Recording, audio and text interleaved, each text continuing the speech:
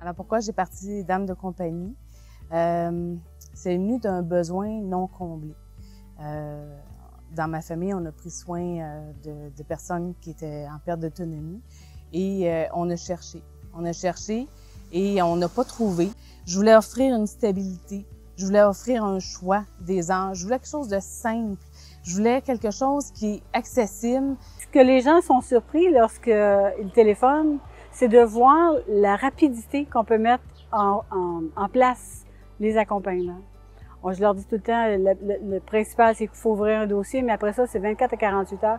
Et je pense que les gens sont étonnés et je pense très heureux. Il y en a, la plupart du temps, ils sont tellement contents de voir « Ah oui, je pensais que ça pourrait prendre des mois » ou qu'on était pour sur une liste d'attente. Chez nous, ça n'existe pas une liste d'attente.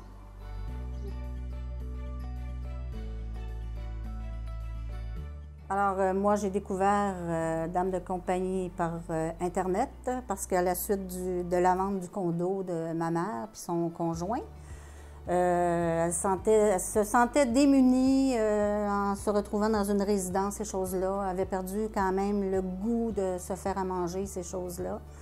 Puis j'essayais de trouver quelqu'un. Moi, vu que je demeure à l'extérieur, c'était impossible pour moi d'être ici à tous les jours. Alors, j'ai été sur Internet, j'ai trouvé Dames de compagnie, j'ai parlé avec Marie-Chantal et tout ça. Puis des besoins qu'on avait pour ma mère, ces choses-là. Une tranquillité d'esprit pour nous, là, je veux dire, ma mère, je sais qu'elle a toujours quelqu'un avec elle. Fait que, je veux dire, c'est quand même important d'avoir de la compagnie. Si elle était toute seule dans l'appartement, bien, elle régresserait beaucoup, là.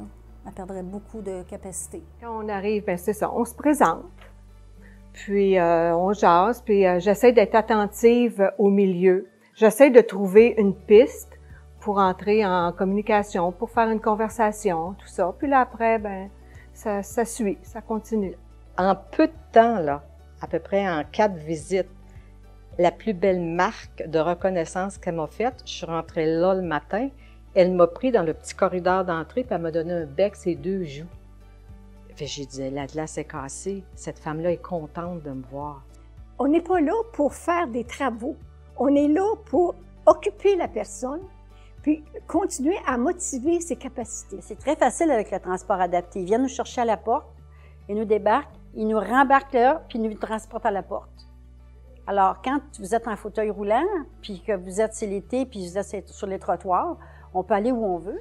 Plus ça va aller, plus on va avoir besoin de Dames de compagnie pour pouvoir aider les aidants naturels, apporter un répit aux familles.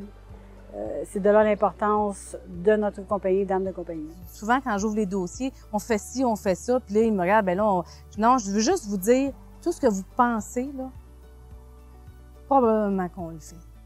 Tout ce qui va apporter du bonheur à la personne que vous aimez, on va être là.